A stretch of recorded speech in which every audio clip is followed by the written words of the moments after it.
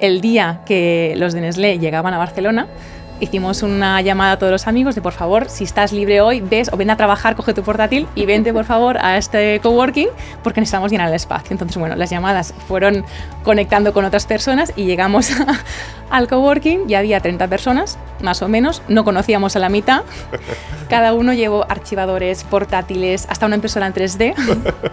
Y nosotros imprimimos el logo de nuestra empresa en el mismo tamaño de los logos de la anterior empresa, que aún estaban colgados pues, los pasillos y demás. Entonces los íbamos enganchando con Blue Tack, cubriendo todo, para mostrar que evidentemente no éramos nuevos, ¿no? Que llevábamos tiempo en esa oficina. Hoy volvemos a esos emprendedores jóvenes del ecosistema, ya que nos visita Ana Cejudo, la founder de la escuela de negocio online Founders, especializada en inteligencia artificial. Ella, a pesar de ser bastante joven, tiene ya una historia bastante completa, tanto del mundo profesional como emprendiendo.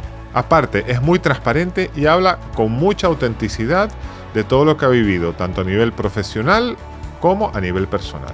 Espero que os guste mucho el episodio. Bienvenidos a Outliers, un podcast con conversaciones de negocios con personas atípicas. Presentado por Joseph Gelman.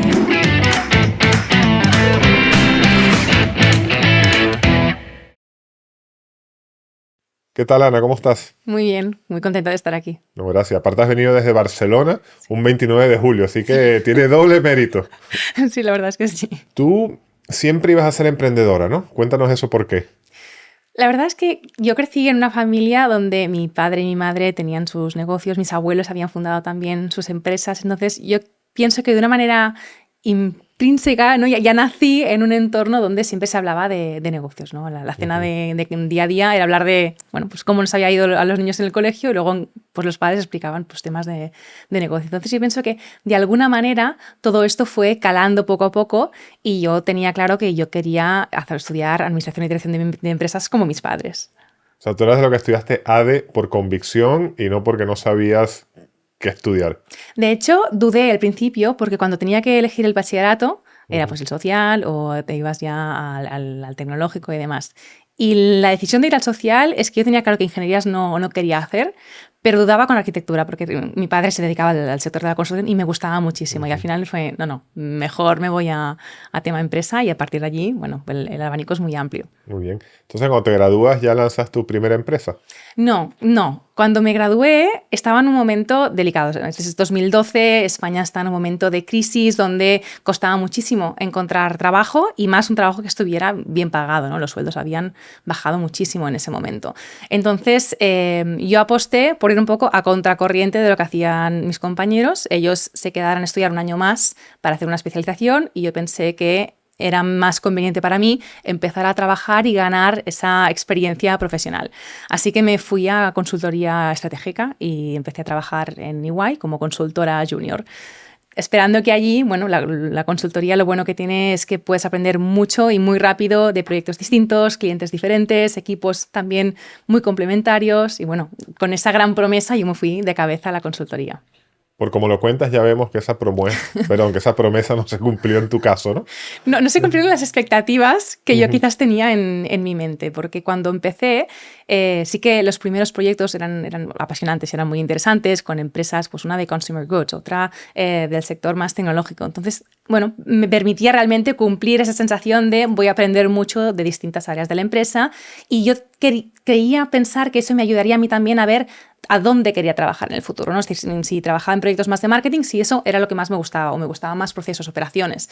Pero al final, en un momento en el que, como decía, estábamos en crisis económica, había un gran cliente que tenía presupuesto para la consultoría y la estrategia que decidió la oficina de Barcelona en ese momento pues fue apostar mucho para este cliente. Pero era un sector que a mí tampoco me atraía mucho y veía que al final me iba a estar, en cierto modo, estancada a un tipo concreto de proyectos con el mismo cliente y claro, eso no era lo que yo quería o lo que yo tenía en mente.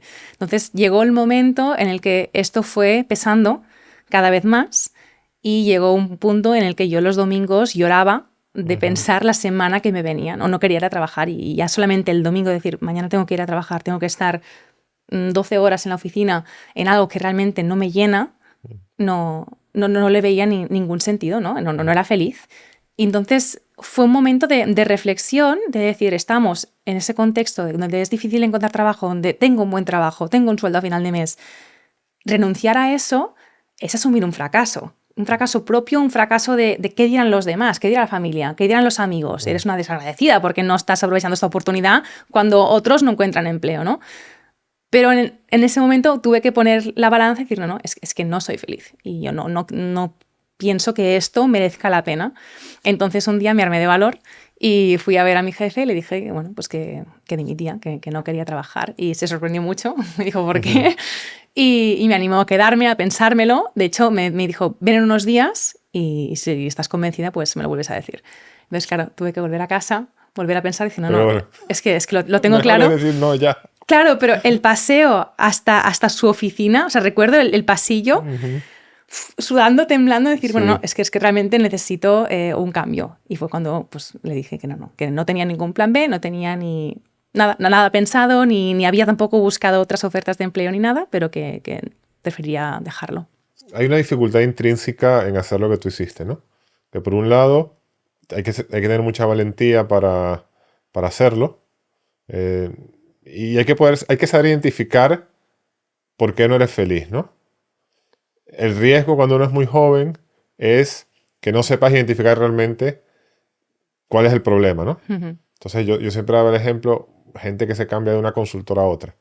O sea, bueno, si tú te cambiaste 3 veces de consultora al principio, es que el problema no es la empresa, el problema eres tú, ¿no? Uh-huh. Entonces, bueno, tú hiciste bien esa identificación, ¿no? De que no soy feliz y que es algo que no me gusta. Que algo usualmente a la gente le pasa con un estado de madurez mayor. Ya. Yeah. Sí, pero bueno, está bien. Entonces, bueno, ¿y de ahí qué haces? ¿Ya te lanzas a emprender? ¿Ahora sí? Sí, de allí, con mi pareja, que justamente estaba también en un momento profesional donde podía hacer un salto, decidimos emprender. Y bueno, tuvimos que aceptar y comer todos los comentarios de nuestro entorno de qué hacéis emprendiendo juntos, estáis locos, esto es lo peor que podéis hacer, vais a acabar dejándolo, luego será un problema. Y nosotros, como muy insensatos, dijimos, no, vamos a probarlo, si sale mal, pues sale mal, pero bueno, vamos a intentarlo, ¿no? Y entonces decidimos empezar un proyecto que se llamó Napsis Robotic. Y hablo en pasado, se llamó, porque no salió bien. O sea, era un proyecto que consistía en crear un asistente inteligente que permitía en ese momento domotizar la casa y hacerla inteligente en un momento donde la domótica era carísima. Entonces, era más el enfoque del do it yourself, ¿no? Hacemos lo que sea low cost y teníamos un hardware, que era una tableta, y luego el software, donde en casa pues, podías encender las luces, poner música. Lo que hoy es muy habitual, en ese momento era muy novedoso. Entonces, hicimos un prototipo, nosotros en casa lo utilizábamos, pero llegó el momento de lanzar el producto y hacerlo público y vino Apple y anunció el HomeKit. Y entonces, claro, fue en ese momento que dices, ¡guau! Esto es otra liga, yo no puedo competir con lo que tienen porque ya está mucho más avanzado de lo que tengo yo y los recursos que tienen ellos no se acercan para nada a lo que tenemos nosotros, ¿no? ¿De qué te sirvió esa experiencia?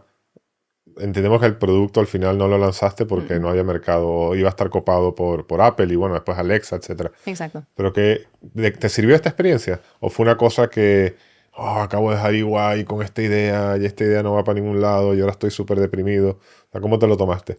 Yo pienso que al revés, ¿no? Porque por un lado nos dimos cuenta de varias cosas. Una, que tener una buena idea no lo es todo. Porque al final lo que importa es la ejecución y es el estar en el timing correcto también para lanzar una idea, ¿no? Pero luego también nos sacamos esa parte de orgullo de, bueno, hemos sabido identificar una idea de negocio buena, igual que un gigante de la industria, sin nosotros tampoco quizás conocer tanto la industria o llevar tanto tiempo como llevan ellos, ¿no? Entonces, yo pienso que este fracaso fue al mismo tiempo un empujón de decir, no, pues a la próxima voy a hacerlo mejor. Entonces, bueno, pues así lo intentamos. Muy bien. ¿Y cuál fue la próxima? La próxima fue Idea Foster. Okay. Idea Foster es una consultora de innovación disruptiva donde prototipamos ideas de negocio y nuevos productos para emprendedores, empresas y ahora grandes corporaciones. Pero al inicio era enfocado solamente a pequeños emprendedores y pequeñas empresas. ¿Y esto por qué? Porque yo al final venía del mundo de la consultoría, mi pareja del mundo de las startups y dijimos, hay un mercado muy grande para consultoría de grandes empresas multinacionales que tienen un presupuesto muy grande para poder dedicar a consultoría, pero luego están los emprendedores o pequeñas empresas que no tienen, evidentemente, un bolsillo tan grande, ¿no? Y a las grandes consultoras no les interesa tampoco este mercado porque es demasiado pequeño. Entonces dijimos, bueno, pues nos vamos a meter allí. Y así empezamos en una oficina muy pequeñita de Barcelona que no tenía ni ventanas ni nada. Y bueno, fue ir llamando a la puerta y ir pescando pequeños clientes y a partir de allí conseguir, bueno, pues que el negocio se moviera. Pero eran proyectos muy pequeños, o sea, nos adaptábamos al ciclo de vida de la idea que tuviera pues cada cliente, ¿no? Había alguno que quizás solamente tenía la idea y necesitaba todo el desarrollo del plan de negocio y demás, y otros quizás ya tenían toda esta parte y necesitaban el desarrollo tecnológico de una plataforma web y demás. Ok. Mira, yo tenía un podcast de consultoría que justo lo terminé, pero bueno, 50 y pico episodios. Una de las preguntas que más me enviaban, la gente me enviaba preguntas y yo las respondía, era lo de la consultoría para pymes. Sí. Yo siempre les decía, mira, hay una razón por la cual todas las grandes consultoras no se meten en consultoría de pymes. Pues no es buen negocio. O sea, hay buenos negocios para pymes. O sea, hay muchos software as a service para pymes. O sea, hay muchos negocios, gestoría, asesoramiento. Hay muchos buenos negocios para pymes. La consultoría no es un gran negocio. O sea, hay una razón por la cual nunca nadie de los grandes se ha metido en, o no hay una gran consultora de pymes. Sí. Porque es un negocio complejo, ¿no? O sea, tienes que hacer la misma labor comercial que un cliente grande para, como tú dices, proyectos cortos y pequeños. Sí, son proyectos cortos, pequeños, muy demandantes y donde tienes que a veces instruir o educar también al cliente de por qué necesita eso, ¿no? Entonces, igual con una gran empresa que ya está más acostumbrada a trabajar así, ya le viene un consultor y dice, ¿necesitas esto? Y dice, vale, lo compro, y lo hace. Nosotros tenemos que más enseñar, decir, necesitas esto porque luego esto vas a ver tal, y le enseñabas un poco todo el roadmap de por qué necesitaba cada paso, ¿no? Claro. El problema al final es que son proyectos pequeños y entonces necesitas un gran volumen de proyectos para que el negocio crezca. Entonces nosotros vimos que quizás teníamos que empezar a buscar grandes clientes. Y entonces fue cuando nos dimos cuenta de que había un gap también en esta consultoría, ¿no? Que las grandes empresas están acostumbradas a invertir mucho dinero en proyectos que luego quizás fracasan. Entonces fracasan lento y caro. Dijimos, nosotros tenemos una metodología que nos permite prototipar ideas y demás de una manera muy rápida y a low cost, ¿no? Mucho más económico que una gran consultora, y esto era un asset, un gran atractivo para las grandes empresas. Entonces, bueno, fue cuando empezamos a ir a buscar los peces grandes del mercado. Okay. ¿Y eso cómo se hace? Porque es más fácil decirlo que hacerlo. Sí, totalmente. No, nosotros participábamos con la Escuela de Negocios en Suiza, IMD. Sí. Colaboramos con ellos con un grupo de investigación y ellos, para sus clientes, organizaban pues, de manera frecuente ciertos eventos para explicar novedades, tendencias de innovación y demás. Entonces éramos nosotros los pesados que siempre llamábamos, oye, si hay un hueco en ese evento, dejadnos explicar lo que hacemos. Toda que en alguno de estos eventos pudimos presentar lo que era Idea Foster y en la audiencia estaba Nestlé. Entonces Nestlé vio algo en nosotros y nos dijo, nos gusta mucho lo que estáis haciendo, estamos buscando un proveedor de innovación rápida y vamos a venir la semana que viene a vuestras oficinas de Barcelona para ver realmente si cumplís con los requisitos que necesitamos para ser proveedores nuestros, ¿no? Entonces, claro, eso fue una buena noticia y una muy mala noticia al mismo tiempo, porque como te comentaba antes, no teníamos una oficina que era muy pequeña, sin luz, éramos 3 personas en el equipo en ese momento, entonces, claro, ¿cómo yo voy a dar la talla delante de Nestlé? Entonces, aquí también es el momento en que se dieron las circunstancias adecuadas y teníamos un amigo que también era emprendedor, que estaba en un espacio de coworking muy grande y nos dijo que la empresa que estaba justo a su lado había dejado libre unos 300 metros cuadrados de espacio de oficina, que además ya habían hecho la mudanza, pero tenían pagado hasta final de mes. Entonces dijimos, bueno, hay sitio disponible, tenemos que hacer algo con eso. Entonces, el día que los de Nestlé llegaban a Barcelona, hicimos una llamada a todos los amigos de, por favor, si estás libre hoy, ves o ven a trabajar, coge tu portátil y vente, por favor, a este coworking porque necesitamos llenar el espacio. Entonces, bueno, las llamadas fueron conectando con otras personas y llegamos al coworking y había 30 personas, más o menos. No conocíamos a la mitad. Cada uno llevó archivadores, portátiles, hasta una impresora en 3D. Y nosotros imprimimos el logo de nuestra empresa en el mismo tamaño de los logos de la anterior empresa, que aún estaban colgados pues, los pasillos y demás. Entonces los íbamos enganchando con Blue Tack, cubriendo todo, para mostrar que evidentemente no éramos nuevos, ¿no? Que llevábamos tiempo en esa oficina. Y luego nos encerramos en una sala, hicimos nuestro pitch, la presentación, explicábamos lo que hicimos y al final Nestlé nos contrató. O sea, dimos buena imagen y bueno. Seguro que se dieron cuenta más o menos, pero les habrá causado gracia. ¿O tú crees que no se dieron cuenta en lo absoluto? En ese momento no se dieron cuenta. ¿No? Okay, y lo sabemos porque al cabo de un año de trabajar con ellos y tener pues ya una relación más de confianza les explicamos la anécdota Y nos dijeron que realmente si hubieran sabido, aunque solamente necesitaran 3 personas en ese momento para el proyecto en cuestión, si en ese momento hubieran sabido que éramos tan pocos, no habrían apostado por nosotros. Vale. Piensa que al final para ser proveedor de una gran empresa tienes que homologarte, hay una burocracia tremenda. Entonces decían, ¿tenéis política? Yo qué sé. ESG. Lo que sea. Entonces buscamos Accenture, a ver qué tiene Accenture. Vale, sí, lo copiamos, lo adaptamos y luego lo compartíamos, ¿no? Entonces, claro, tuvimos que hacer también un step up para cumplir con todos estos requisitos. Muchos al principio pues no los cumplíamos. Pero bueno, poco a poco eso fue lo que nos abrió la puerta a trabajar con más clientes. Cuando tienes un success case, un caso de éxito, esto te abre las puertas de una manera increíble a que otro confíe en ti, ¿no? Y más si es un Nestlé. Sí. Explícanos algún tipo de proyecto que ilustre lo que vosotros hacíais. Entiendo que trabajabas así de manera un poco agile, llegando a prototipado y productos rápidos, pero no sé, danos un ejemplo, algo que puedas contar. Puedo contar poco, pero a grandes rasgos, si un cliente, no tiene por qué ser Nestlé, quien quería lanzar un producto nuevo, yo que sé, una línea de negocio nueva que quería probar, cuando trabaja con una gran consultora, solamente el proceso de aprobación de los presupuestos ya puede llevar meses. Entonces, nosotros, como el presupuesto ya era mucho más bajo, ya reducíamos esa barrera. Entonces, en este caso, pues quizás lo que teníamos que hacer era crear una imagen de producto, ver y validar en el mercado si realmente podían tener interés o no. Entonces, hacíamos campañas en redes sociales, investigación de mercado para ver si realmente había ese product market fit y hacíamos como una simulación de que lanzábamos ese producto o si era una empresa, pues una empresa, siempre bajo la propiedad de la empresa madre, pero no bajo su marca. Entonces, ahí estaba también la clave. Entonces, porque con nuestra metodología podíamos realmente ver si era viable o no, o si funcionaba en menos de 4 semanas, que esto hace 10 años, previo a la era inteligencia artificial, ChatGPT, era muy rápido, ahora seguramente es más, ¿no? Pero en ese momento era un plazo muy corto, entonces les permitía saber si esa inversión valía la pena. Entonces, si era que sí, pues ya adoptaban ese producto nuevo que habíamos creado, entonces ya le ponían su branding y sus colores y demás, entonces ya lo lanzaban bajo la marca madre. Si veíamos que eso no tenía sentido, les habíamos ahorrado muchísimo tiempo y muchísimo dinero y además no habíamos puesto en riesgo a la marca. Ok. O sea, esto era muchas empresas de consumo masivo, entiendo, que les interesaba mucho este servicio. Sí, luego había otras que quizás veían que por cómo avanzaba su sector se iban a quedar obsoletas quizás en 3, 4 o 5 años. Entonces nos pedían que les ayudáramos a ver cómo tenían que evolucionar su modelo de negocio o su producto para sobrevivir. Ok. Esto tú lo vendiste a los 4 años. O sea, estuviste 2 años aquí picando piedra y peleándote con las pymes y 2 años con las empresas grandes a partir del éxito de Nestlé. Es súper pronto para vender una consultora, ¿no? Sí. ¿Por qué decides vender? O sea, de nuevo, es súper pronto. O sea, lo que tenías era una práctica, ¿no? ¿Por qué?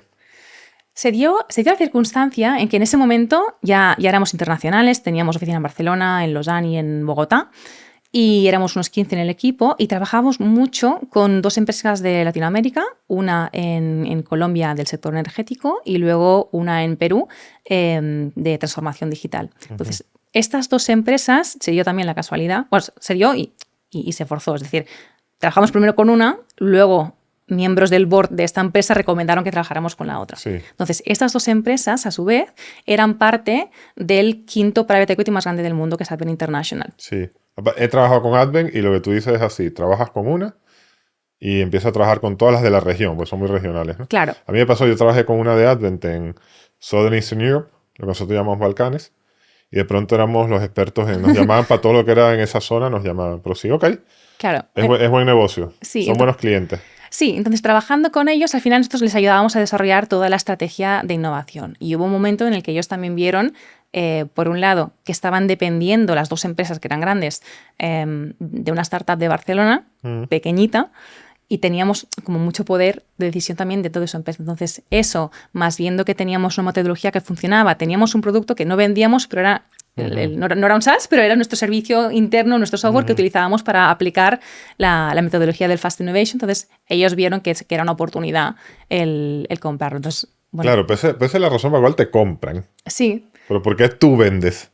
Bueno, porque lo vimos como una oportunidad también para nosotros para hacer algo diferente. Es decir, yo recuerdo cuando montamos Idea Foster que mi marido es mi socio, él decía, esto algún día se venderá. Y yo pensaba, ¿qué va? Esto no lo va a querer nadie. Las al inicio, cuando éramos no para emprendedores. venden tanto, o sea, Pero o sea, mi intención nunca había sido vender. De hecho, los dos habíamos fundado la empresa pensando queremos vivir tranquilos sin el agobio ni el ritmo de la consultora o de su startup previa. Sino queríamos algo mucho más tranquilo. Pero bueno, luego va saliendo y dices, ¿por qué no? ¿Y por qué no? ¿Y por qué no? Entonces la rueda se hace grande, ¿no? Entonces, bueno, fue cuando empezamos a tener esta conversación con ellos y vimos que era una oportunidad nosotros para seguir creciendo, dar un salto también al final a la empresa, ¿no? Que de 15 pues, pudiera crecer a 30, 40 y dar mucho más negocio. Y bueno, al final, pues una entrada de capital te permite hacer un planteamiento de qué quiero hacer yo con mi vida. Ok. ¿No? Pues mira, aquí yo sé que tú no puedes decir por cuánto la vendiste, pero como yo toda la vida estaba en consultoría, ya te lo voy a decir yo. Tenías 15 empleados, 60.000 euros, un poquito menos por empleado, 900.000 de facturación. Tú vendiste entre 900.000 euros y 1.2 millones de euros. Digo yo, ¿no? Yo sé que tú no puedes decir nada. Pero a lo que quiero llegar es que, bueno, entiendo que erais 2 socios nada más y aparte en un mismo núcleo familiar, pues una muy buena entrada de dinero, ¿no? O sea, para tu primera startup después de 4 años, bien, ¿no? O sea, no te da para retirarte, pero te da para pagar la hipoteca o... ¿Eso cómo lo viviste? Eso, pues evidentemente nos permitió cancelar la hipoteca que teníamos de la Ok. casa que construimos 4 años antes y te da una tranquilidad, un peace of mind antes de tener 30 años, pues Sí. que no es habitual, ¿no? Entonces, esto nos permitió al mismo tiempo hacer ese planteamiento de, vale, pues Idea Foster es una etapa, la acabaremos y luego podemos o tenemos la oportunidad de plantearnos qué queremos hacer, ¿no? Y invertir parte de este capital en nuevas ideas que tengamos. Ok. Entonces, aquí hiciste... Entiendo que hiciste un earnout de 2 años Ujú. y después, ¿qué haces con tu vida? Pues después de este momento de euforia, ¿no? de al final de tener un éxito de una empresa, a nivel personal, pues bueno, falleció mi hermana pequeña de una manera pues totalmente inesperada, ¿no? Fue un día para el otro prácticamente. Entonces, eso a ti te hace reflexionar mucho sobre la vida en sí, ¿no? A mí se me rompieron todos los esquemas, todo lo que has creído durante toda tu vida, de repente se rompe, ¿no? Es mi hermana pequeña, no es mi hermano mayor o alguien mayor, ¿no? Que se va contra naturaleza.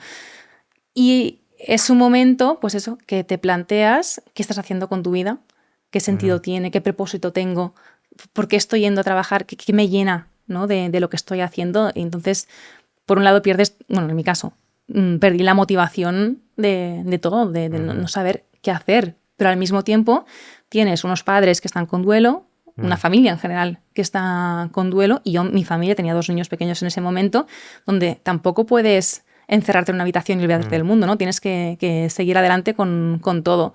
Y es algo muy duro y bueno, pues a nosotros nos hizo hacer un cambio, decir, vamos a acabar estos 2 años que tenemos de transición a nuevo CEO en Idea Foster y luego vamos a hacer un parón, un pequeño break, para un poco más vivir este momento, ¿no? Salir de esta rueda de hámster en la que a veces nos encontramos, es decir, no, paro y disfruto. Entonces cogimos a los niños que tenían 1 y 3 años en ese momento y decidimos dar una vuelta al mundo con ellos. Fue un viaje un poco en honor a mi hermana, porque ella era muy del carpe diem, ¿no? De vivir y disfrutar de las pequeñas cosas. Entonces dijimos, bueno, pues ahora que podemos, nos vamos a descubrir el mundo y a explorar con ellos. Una pregunta antes del viaje. Cuando sucede algo así que es tan trágico, el cambio inmediato usualmente sucede mucho. Sí. O sea, pero este cambio es durante un periodo de tiempo o a ti esto fundamentalmente ya te cambia de manera visible para toda la vida. O sea, es decir, yo sé que el dolor pues nunca se elimina, pero se mitiga. Sin embargo, el cambio de enfoque hacia la vida permanece o también el tiempo lo va borrando.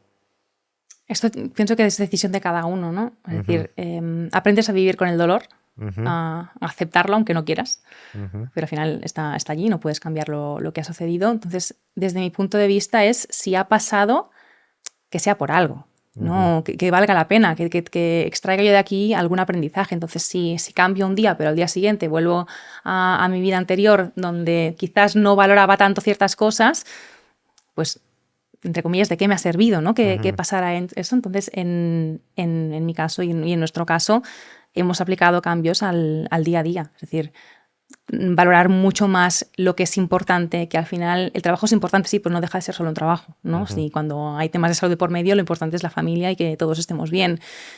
Aprendes a no dar nada por sentado. Porque mi hermana tenía planes para ese verano que no pudo hacer. Entonces, cuando te toca, te toca. Y puede ser que tú tengas muchos planes y dices, no, esto ya lo haré mañana, y que ese mañana, pues quizás nunca llegue, ¿no? Y luego también aprendes a no dejar de hacer cosas ni de decir cosas. A veces cuesta mucho decirle a alguien, oye, te quiero, y sentirlo de verdad. No son palabras que hay gente que las dirá con más facilidad y otros que les cuesta más. Yo desde entonces se lo digo mucho a mis padres, oye, os quiero. A mis hijos se lo digo cada día y de una manera al final te sales solo ya. Y dices, no sé, para mí la lección es no dejes de hacer las cosas o decir las cosas porque nunca sabes si podrás hacerlas mañana. Ok, muchas gracias por compartir. Bueno, oye, el viaje. Entonces, te vas al viaje con ¿qué tenías? ¿2 hijos en ese momento? Sí, 2 niños. Vale, cuéntanos, ¿cómo es eso? ¿Te fuiste así en plan caravana hippie o cómo era el viaje? No, era en avión. Cogimos, Ok. hay un tipo de vuelo que se llama Around the World. Ah, ok, sí, Que sí. vas por un lado y tienes que volver por el otro, ¿no? Entonces, esto es lo que nos hacía más gracia. Entonces, bueno, pues puedes hacer N paradas en Ok. el viaje en función del ticket que cojas. Y bueno, pues salimos en febrero de 2020. En ese momento las primeras paradas eran en Australia y nos decían, oye, ¿os preocupa ese virus que hay en China? Ah, Y claro, pues es que uno ya se lo olvida. Pero claro, eso es prepandemia total. Y en ese momento dijimos, no, porque China no estaremos cerca, nada, no pasa nada, nos preocupan los incendios, los wildfires que había en ese momento en Australia, ¿no? Pero es igual cuando el COVID estaba en Italia, decíamos, eso es en Italia. Exacto, sí, qué ignorantes, ¿no? En ese momento. Y claro, no sabíamos lo que nos venía. Entonces, bueno, pues nos pilló de pleno. Estábamos en Nueva Zelanda en el momento en el que ya desaconsejaban viajar, fronteras estaban cerradas, las aerolíneas dejaban de volar porque ya al final no había pasajeros que trasladar. Y bueno, pues se nos truncó un poco un viaje, ¿no? La gran ironía es que es un viaje que estuvimos planificando durante meses y más al ir con niños pequeños, pues necesitas tenerlo más o menos todo controlado, ¿no?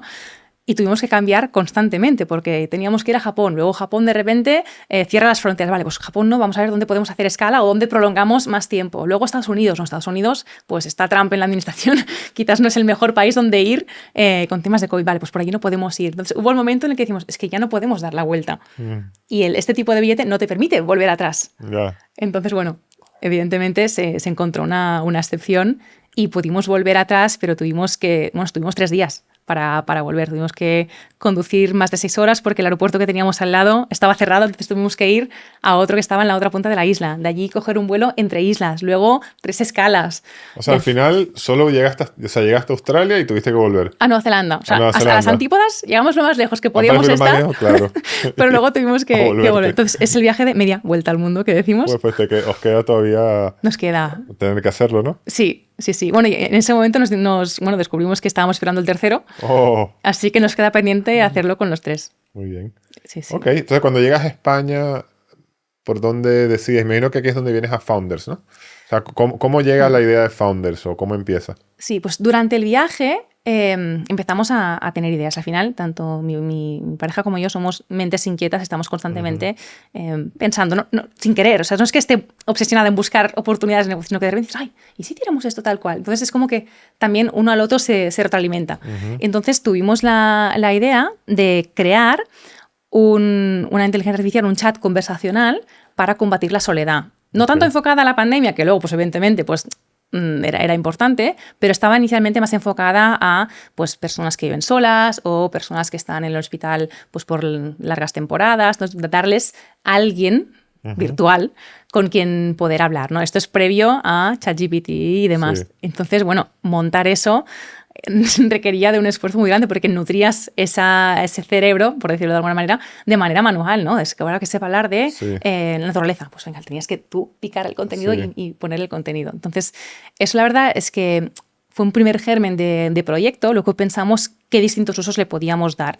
Y uno de ellos era en la educación. Entonces, juntando un poco el conocimiento que habíamos tenido en los últimos años, ¿no? La experiencia como emprendedores, la experiencia en consultoría y bueno, esta pasión por la educación que siempre habíamos compartido, dijimos, ¿y si esta vez creamos una escuela online enfocada a ayudar a emprendedores y a empresas también a formarse para poder lanzar sus proyectos? Entonces, utilizamos la tecnología de este primer proyecto, de la IA conversacional, para meterlo dentro de una plataforma de aprendizaje que creamos. Pero eso fue al inicio. Entonces, esta empresa se llama Founders, pero Founders en ese momento era 2020, pues hoy es una escuela de negocios especializada en inteligencia artificial, donde somos Worldwide Learning Partner de Microsoft y juntos ahora ya hemos evolucionado y creamos programas de formación para preparar a profesionales y a empresas a formarse con las skills que necesitan para poder navegar en esta era de la inteligencia artificial en la que nos estamos metiendo ahora, ¿no? Okay.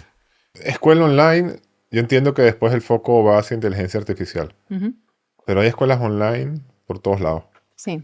De hecho, tienes aquí un crítico, no sé, es que yo hice un MBA y tuve que estudiar 6 meses para el GMAT, tuve que aplicar no sé cuántas universidades, después era muy difícil entrar, entonces a mí como me dicen, no, que yo me saqué un de Power, no sé qué, yo digo, bueno, pues ¿esto qué es, no? O sea, hay mucho tema ahí, pero vamos a empezar por lo más importante. Desde el punto de vista de negocio, va a ser un negocio donde hay mucha gente, pocas barreras de entrada.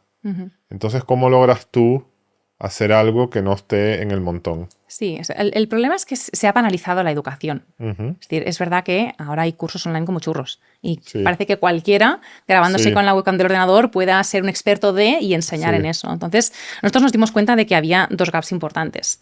Por un lado, la experiencia educativa que pudiste tener cuando hiciste tu MBA, si era presencial y demás, es una experiencia muy rica, donde no solamente aprendes de grandes profesores, sino que tienes el contacto con el resto de estudiantes, que al final es un networking que si lo cultivas bien, pues puede traerte muchísimo valor en ese momento y también a largo plazo. Y esto es algo que la educación online en ese momento tampoco tenía. Es decir, los Coursera, Udemys, The Power, todos estos, al final es un sistema de aprendizaje de solo player. Yo estoy en mi casa, veo unos vídeos, tengo un certificado por haber visto o haber completado estos vídeos. Pero esto es aprender. O sea, es como si Netflix te diera un certificado por haber acabado House of Cards. Entonces, vale, pues gracias, ¿no? Entonces, hay que demostrar realmente que estás aprendiendo y aprender requiere un esfuerzo. Entonces, vimos esto y dijimos, no, tenemos que cambiar y transformar cómo es la educación online para que realmente ayude al estudiante a aprender. Y luego vimos que había otro gap, y es que en las escuelas de negocio o sistemas educativos más convencionales tienen una dificultad por su propia burocracia en mantener actualizado el currículum. Es decir, cada vez hay tecnología que avanza más rápido y las empresas exigen a los trabajadores o nuevos empleados que sepan de unas cosas que no se están enseñando en estos centros educativos, ¿no? Entonces dijimos, bueno, tenemos que aportar esto a la educación online y conseguir que realmente tengamos contenido que esté a la última tendencia para que todos nuestros estudiantes realmente estén aprendiendo aquello que va a ser relevante hoy y mañana en su puesto de trabajo. Entonces, bueno, alrededor de estos dos gaps fue como empezamos a construir Founders. ¿Y metodológicamente eso cómo se traduce en la experiencia? Sí, nosotros nuestros programas de formación los creamos en colaboración con Microsoft. Tenemos siempre un director académico, cosa que otros centros no tienen, y nos preocupamos de que no solamente el contenido sea de calidad a nivel de la información que está recibiendo, sino que a nivel visual grabamos en calidad cine para que estas clases realmente sean agradables de ver, no sea una cámara pixelada, ¿no? Evidentemente, y con buen sonido y buena postproducción y demás. Y luego lo importante también es que las personas que dan estos cursos, ¿no? Estas clases, los profesores, son expertos en inteligencia artificial que hay por todo el mundo. O sea, nos hemos ido a grabar a Singapur, a Noruega, a Estados Unidos, para poder tener las clases con la persona de referencia que buscamos. Entonces, son top instructors que te enseñan desde su experiencia contenidos que para ti van a ser relevantes. Entonces, esto a nivel de contenido. Pero luego, nosotros hemos creado una plataforma de aprendizaje que es un ecosistema colaborativo. Entonces, ¿esto en qué consiste?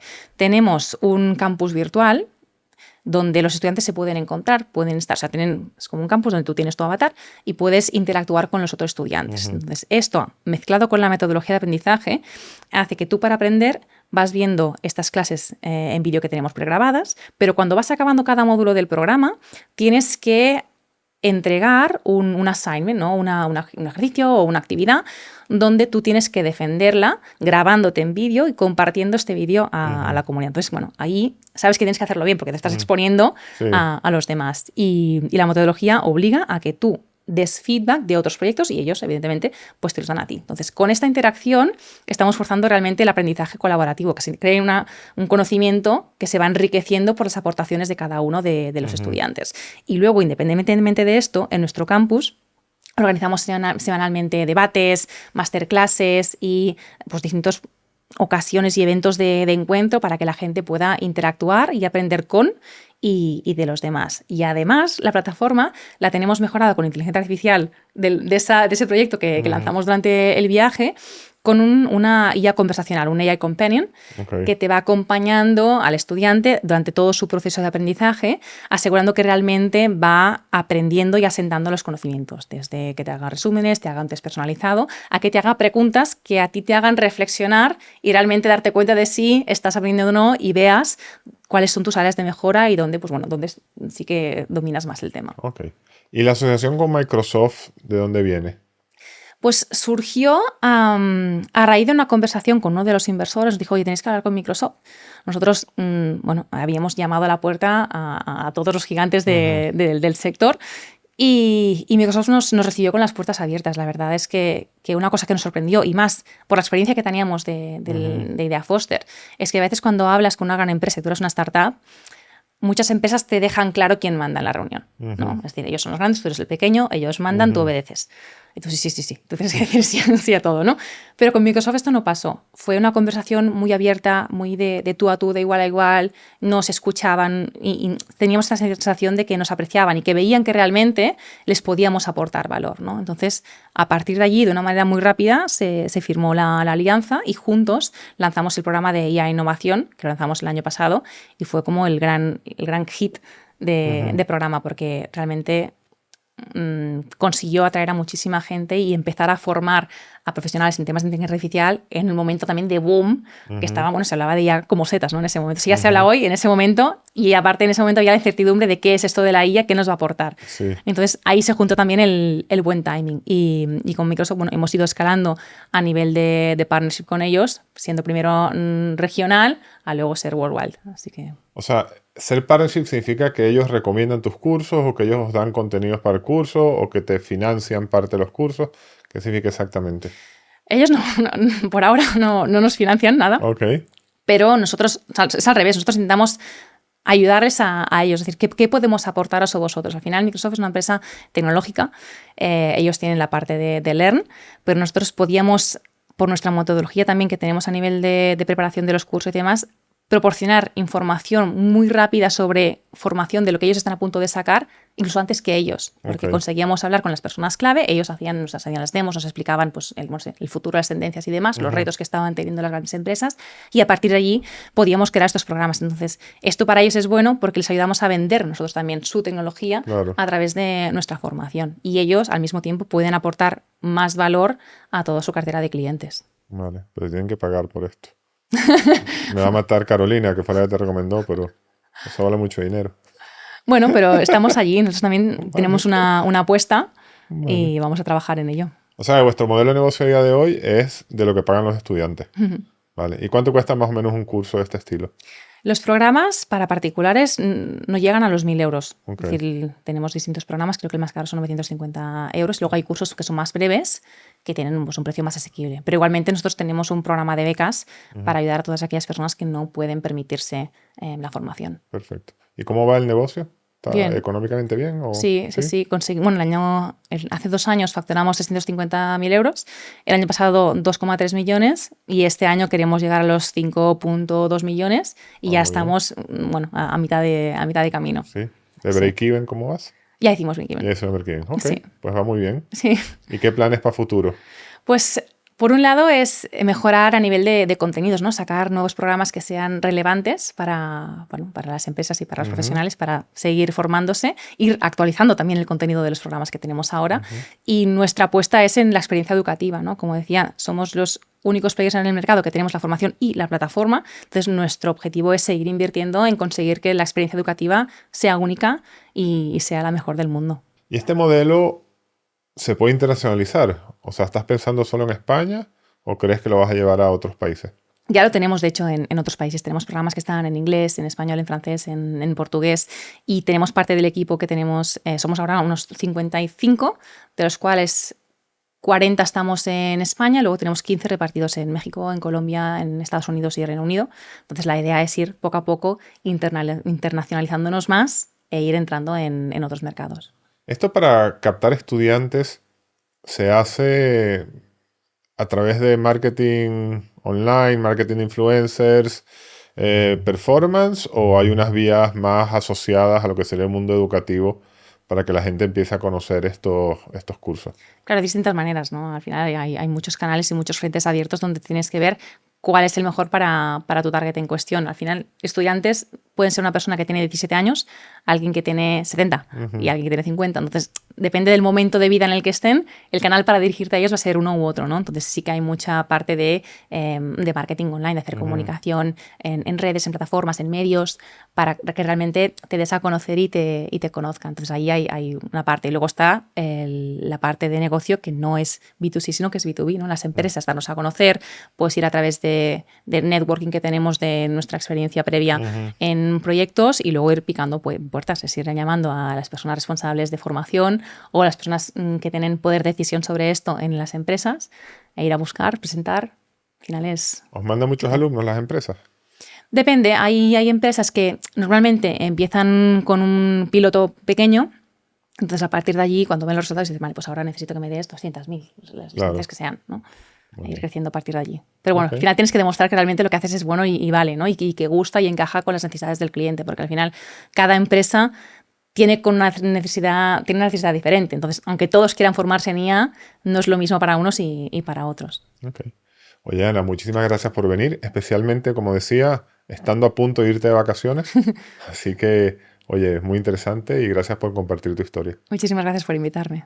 Oye, para terminar, si tú piensas en hacia dónde va tu emprendimiento y bueno, y de dónde viene tu vida, ¿qué es para ti el éxito? ¿Cuánto de ese éxito ya has alcanzado? ¿Y qué crees que te falta para que lo alcances plenamente? Esta es la pregunta del millón, ¿verdad? La del éxito pienso que es algo que es muy, muy subjetivo y que depende de cada persona. Para mí el éxito es ser feliz con la vida en la que estás, sentirte cómodo, que no asentado en el sentido de no, ya está, ya lo he hecho todo y relajado, sino al revés, es seguir teniendo sueños y disfrutar en el proceso de conseguirlos, ¿no? A mí me estimulan los retos. Entonces, si estuviera en un momento donde la comodidad financiera me permitiera no hacer nada, me aburriría, diría, esto no es éxito para mí, necesito precisamente estos retos. Entonces, para mí es disfrutar y seguir disfrutando de todo el proceso, no solamente del destino, sino de todo el viaje. Entonces, conseguir esto, pienso que tampoco es tan fácil y que es un reto que todo el mundo tendría que buscar.